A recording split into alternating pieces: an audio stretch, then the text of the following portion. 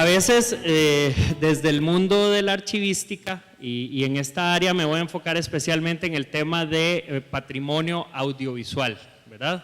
O sea, hablando de la generación y resguardo del patrimonio audiovisual.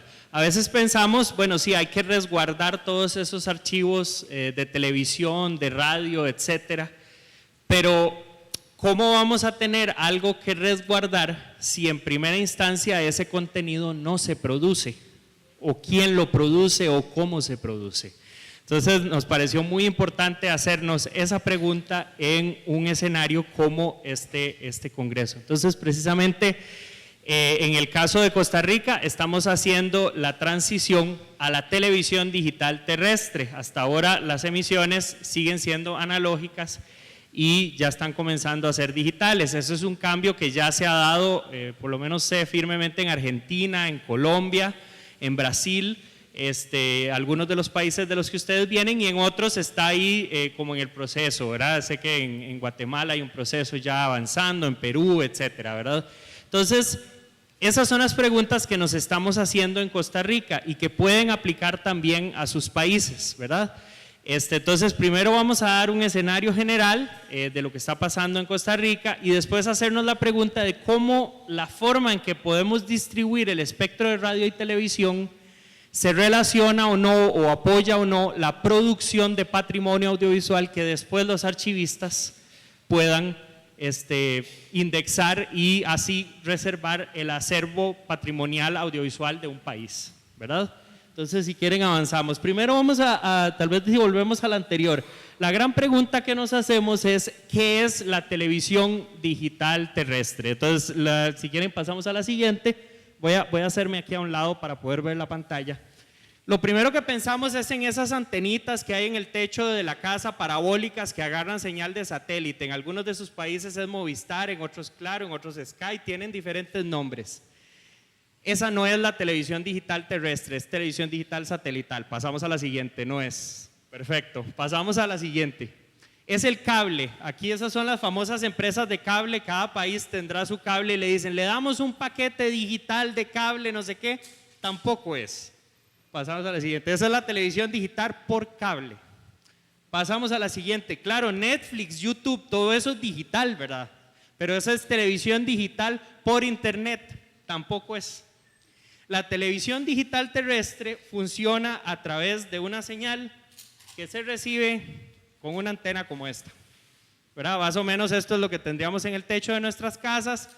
Es una transición que se dio hace muchos años en Europa, especialmente ahí fue donde comenzó. Estados Unidos también hizo su transición, digamos que con un menor nivel de planificación, pero también se dio. Y en Costa Rica ya está operando. Por ejemplo, esto es televisión, esto es un celular, pero estoy usando televisión digital para captarla. Más o menos lo que ustedes ven ahí, y ya vieron el partido y se van a distraer, ¿verdad? Pero eso es un canal de televisión en Costa Rica ingresando a través de esta antena. Yo no estoy usando datos, no estoy usando internet, lo que estoy usando es esta antena que ustedes ven acá. Entonces, ahí hay una gran maravilla, ¿verdad? Si quieren pasamos a la siguiente. Una gran maravilla y un gran problema. La televisión digital terrestre, a diferencia de internet, puede haber mucha gente que produzca un canal de YouTube propio, ¿verdad? Yo ya me meto y empiezo a producir un canal de televisión de YouTube. Pero en televisión digital terrestre, la distribución de las frecuencias en unas manos o las otras es un tema político. ¿Y por qué? Porque solamente, y podemos pasar a la siguiente, en televisión analógica solamente caben 38 canales por área geográfica. O sea, la ciencia no nos da para más. Eso es lo que cabe. Entonces, como en televisión analógica, la que se interfiere, ¿verdad? La señal que si no movemos bien la antena se ve como una lluvia ahí rara, ¿verdad? Esa televisión analógica solo le caben 38 canales. Decidir de quién son esos 38 canales y cómo se administran es una decisión política. Y que en el caso de América Latina se ha consolidado, por lo menos en los países que he podido estudiar, a través de grandes familias que en los años 50 empezaron a hacer canales de televisión y se volvieron muy poderosos. Y esas familias empezaron Ellos empezaron siendo unos fiebres de la televisión y montando una antena, pero con el tiempo se empezaron a dar cuenta que decidir cuáles noticias daban y cuáles no les daba poder político y poder económico, ¿verdad? Entonces, esa distribución de poder político y poder económico se ha empezado a volver un problema en América Latina porque mucho de esto ha sucedido sin regulación, ¿verdad? Entonces es un tema de política pública. Por ejemplo, en países como Inglaterra, que es el que me tocó estudiar a mayor profundidad, la distribución de a quién se le dan canales y a quién no es un tema súper delicado.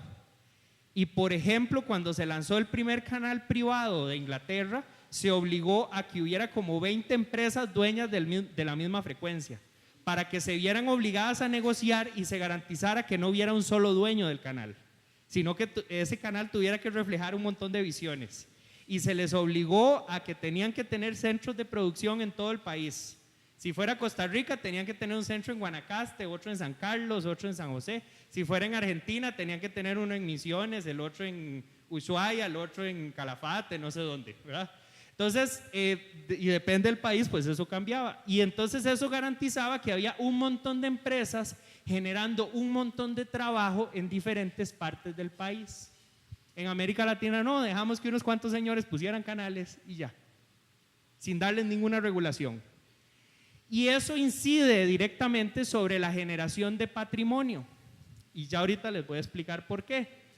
Pero primero les voy a contar lo que va a pasar en televisión digital. En televisión digital, lo que antes era un canal de televisión va a pasar a ser hasta 4 canales y un canal para celulares, que es el que estamos viendo aquí. ¿Ven? Que se va a poder recibir gratis en el celular. Pasemos a la siguiente. En el caso de Costa Rica, como Costa Rica es un país tan pequeñito, 51.100 kilómetros cuadrados, ¿verdad? Eso es más o menos un 20avo de Colombia, para ponerlo en perspectiva, ¿verdad? O un 25avo de Perú, por ahí anda, ¿verdad? Entonces, si tenemos, a los canales les dieron cobertura en todo el territorio y les dieron 3 frecuencias. Una para cubrir San José, pero que dice en el papel que es de cobertura nacional, una para cubrir las zonas aledañas y otra para rellenar. Entonces les dieron 3 frecuencias a cada canal y esas 3 frecuencias dicen que puede cubrir en todo el país. Si a cada frecuencia le cabían 4 canales y eso lo multiplicamos por las 3 frecuencias, por ejemplo, Canal 7, que es el canal más famoso de Costa Rica, digamos, o más viejo y de más tradición, pasaría a tener 7.1, 7.2, 7.3, 7.4, 5.1, 5.2, 5.3 y 5.4 y 18.1, 2, 3 y 4. Eso significaría que en todo el país ese canal pasó de ser 1 a ser 12. ¿Y quién va a llenar el contenido de esos 12 canales nuevos? Hasta como está establecida la regulación en Costa Rica, será la misma empresa a como ellos quieran.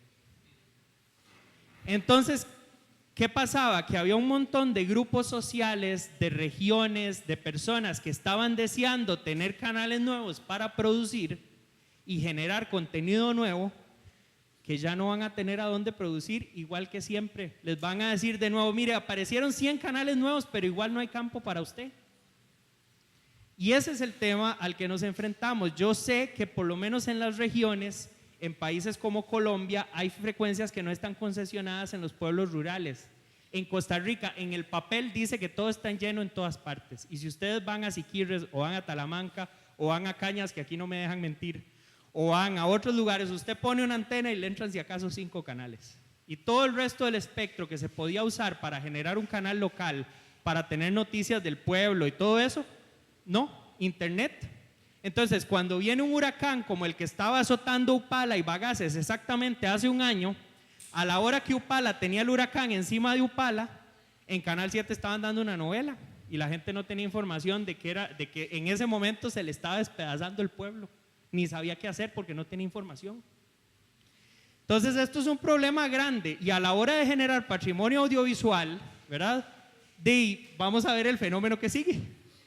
Bueno, esa es la cantidad de canales que cada una de las grandes empresas de Costa Rica tendría. Repretel, que es una transnacional que se llama Albavisión, que es la máxima dueña de medios de América Latina, y ahorita van a ver nombres de canales familiares en sus países, porque todos los países de ustedes tienen un canal de Albavisión, excepto Brasil. Pero y Colombia tampoco. Todos los demás tienen Albavisión presente. Enlace, que es un canal cristiano, tendría de 10 a 20 canales. Teleplus, una empresa ahí medio extraña de Costa Rica, entre 8 y 16 canales. Teletica entre 6 y 12. Y los dos canales públicos, que son el 13 y el 15, se quedarían con una frecuenciecita, que además está concesionada solo en el Valle Central, sin cobertura para las regiones fuera del Valle Central. Y ese sería el panorama. Los medios en Costa Rica, el 74% quedaría en manos meramente comerciales, el 20% en medios religiosos, que tampoco tienen ninguna regulación, entonces pueden ser medios comerciales disfrazados, o sea, nadie quita que lo sean. Y ese pedacito, que es como un 5%, es lo que quedaría en manos de medios públicos. Las comunidades seguirían sin nada. Medios comunitarios en Costa Rica seguirían sin existir.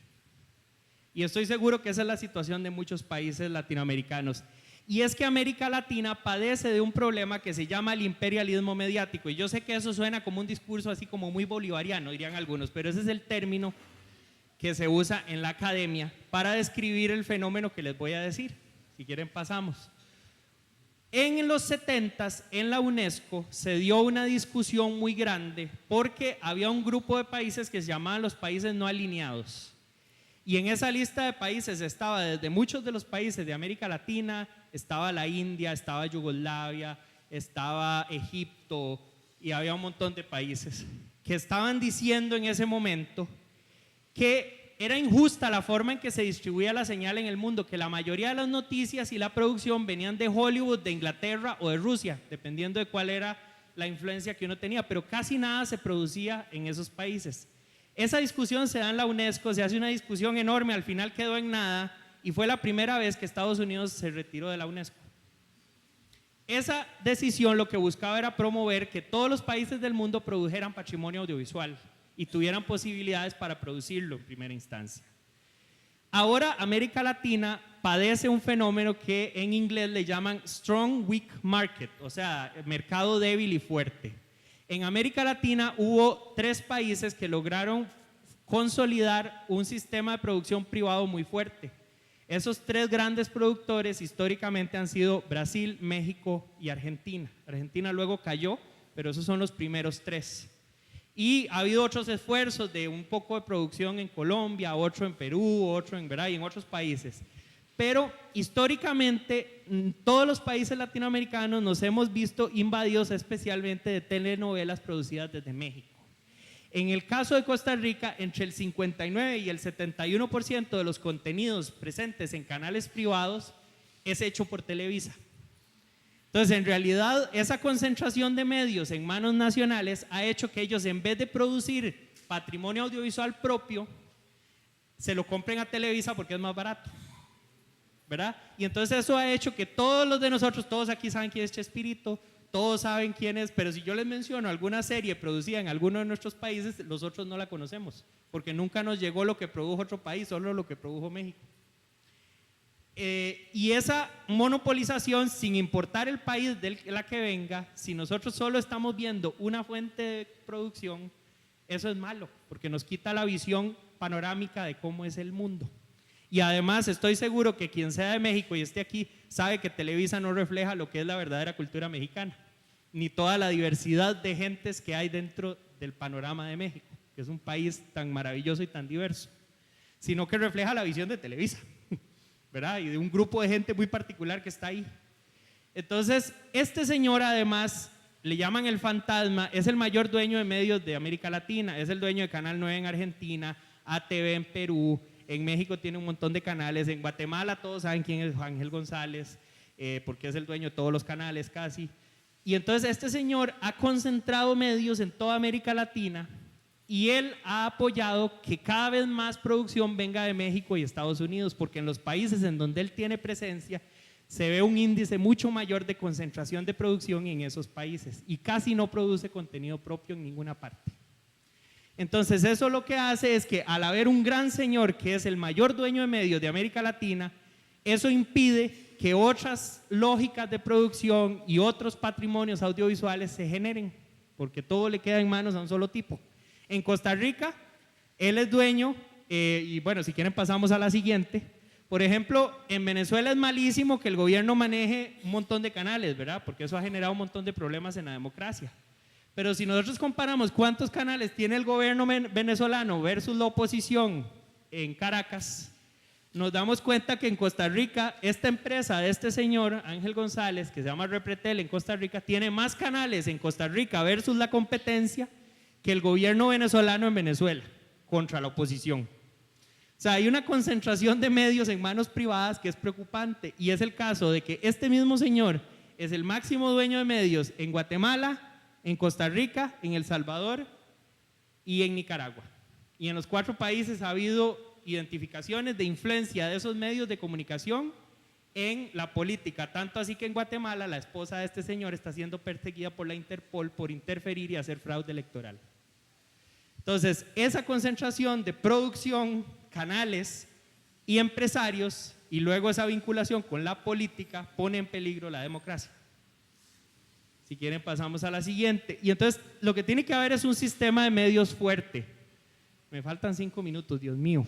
Si quieren pasamos a la siguiente. Por ejemplo, en Inglaterra el actor más fuerte de la producción es la BBC. Es un medio público que es financiado por todos y todas los ingleses, ¿verdad? Y cada persona paga, y entonces la BBC tiene mucha independencia, tanto así que abiertamente reveló los Paradise Papers de la reina, aunque la reina es la reina, pero revelaron las relaciones de la reina con estos problemas fiscales.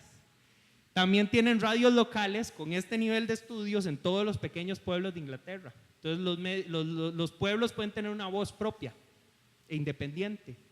Y tienen toda una estructura que no me voy a poner a explicar para garantizar que tengan independencia del gobierno de turno. La mayoría de los medios públicos de América Latina son el medio del Estado, ¿verdad? Estoy casi seguro que uno va preguntando y dice, sí, el canal estatal, ese siempre habla bien del presidente. No debería ser así. Y por ejemplo en España hay una gran diversidad de medios comunitarios, y ese es el caso de Australia, de Estados Unidos, de un montón de países, que son medios hechos por organizaciones sociales y que además tienen otra visión, que es la comunitaria, no son medios con fines de lucro. Y eso en Costa Rica al menos no existe. Y por supuesto que haya medios comerciales, pero que los dueños no sean los mismos, sino que haya un dueño de uno, otro de otro, y entonces así nos garantizamos que nos digan cosas distintas entre ellos, ¿verdad? Si quieren pasamos.